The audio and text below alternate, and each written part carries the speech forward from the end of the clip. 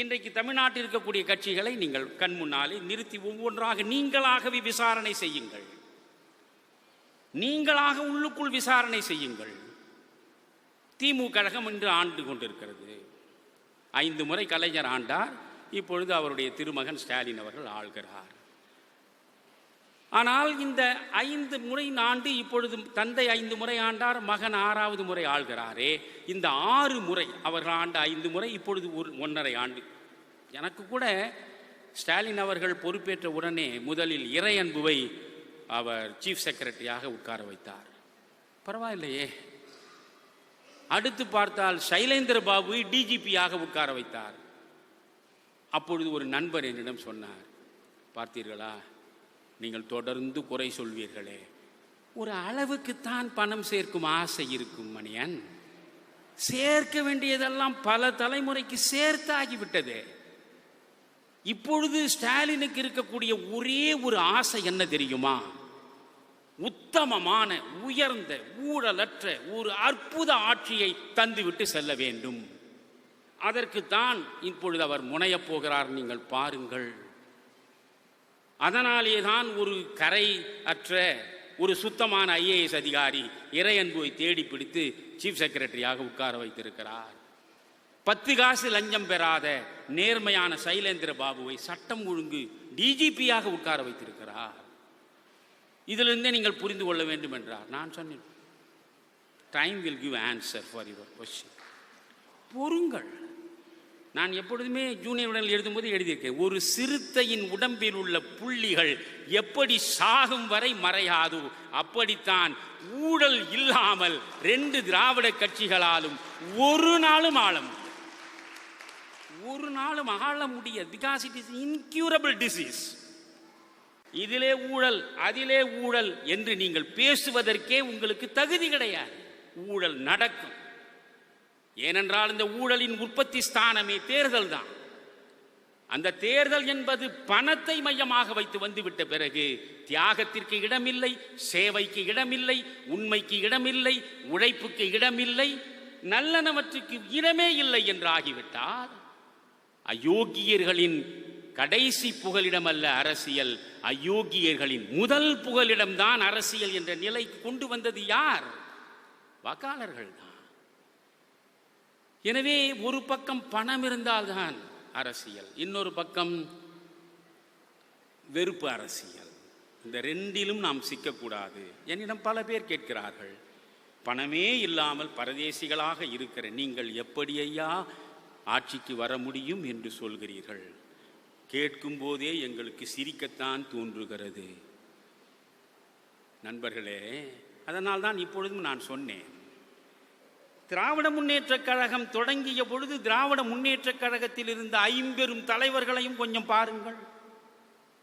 இல்லை, திராவிட முன்னேற்றக் கழகத்தில் ஒரு 50 ஆண்டுகள் அல்லது 60 ஆண்டுகளுக்கு முன்னாலே இருந்த அத்தனை தலைவர்களையும் பாருங்கள். ஒரு சம்பத் தான் கொஞ்சம் செல்வ செழிப்போடு இருந்தவர், பெரியாருடைய அண்ணன் மகன். மற்றபடி அண்ணாவினுடைய செல்வ வளம் என்ன? நெடுஞ்செழியன் செல்வ வளம் என்ன?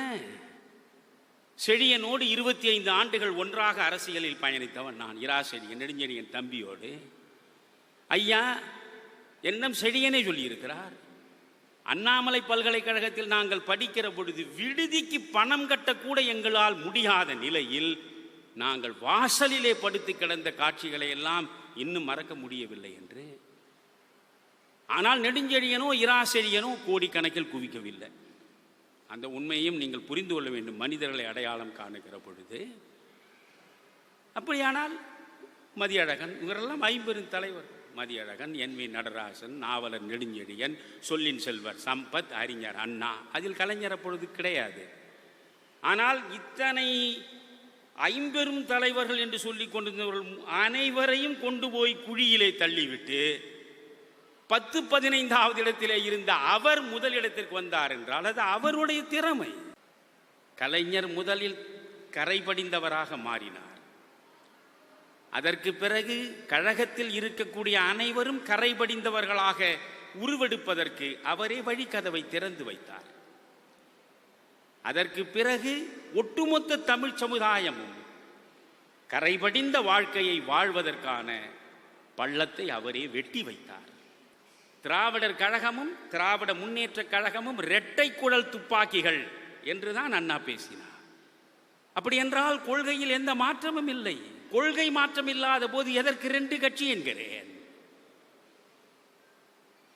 திமுகவிலே இருந்து சம்பத் வெளியே வந்தார், தமிழ் தேசிய கட்சியை நடத்தினார். சம்பத்துக்கு என்ன பிரச்சனை?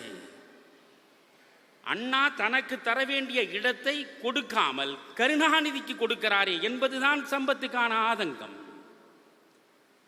நடிகர்களின் ஆதிக்கத்தில் திமுக கழகம் வீழ்ந்து விட்டது என்று துடித்தவர் அவர். வான்மீகி ராமாயணத்தில் ராமன் அரசு கட்டில் ஏறுவதற்கு முன்பு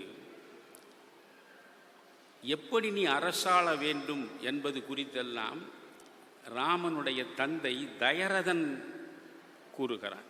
தந்தை மகனுக்கு சொல்கிறான். ஆனால் கம்பன் பார்த்தான். ஒரு தந்தை மகனுக்கு சொன்னால் பாசம் மட்டும்தான் இடையில் பேசும். அங்கே ஒரு ஆசான் நிலையிலே நின்று ஒரு தந்தையால் பேச முடியாது. ஒரு மாணவனாக தன்னை தாழ்த்தி மகனும் அதை கேட்க வாய்ப்பு கிடையாது. உளவியல் ரீதியாக பல இடங்களில் பாத்திரங்களை செதுக்கி செதுக்கி சிற்பமாக மாற்றியவன் கம்பன்.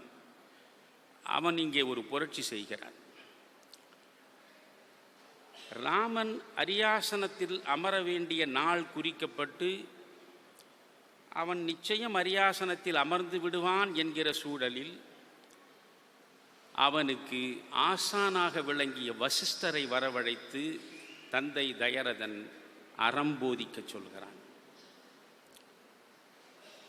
ஆட்சி எப்படி அமைய வேண்டும், எப்படி அறம் சார்ந்து அது இயங்க வேண்டும் என்பது குறித்தெல்லாம் வசிஷ்டனை பேச வைக்கிறான் கம்பன். அதில் வசிஷ்டன் ராமனுக்கு சொல்கிற ஒரு இடம் மிக அழகானது. யாரோடும் பகை கொள்ளலம் என்ற பின் போர் ஒடுங்கும் புகழ் ஒடுங்காது என்றான். புகழுக்காகவே போர் புரிந்தவர்கள் ஏராளமானவர்கள் இந்த மண்ணில் உண்டு.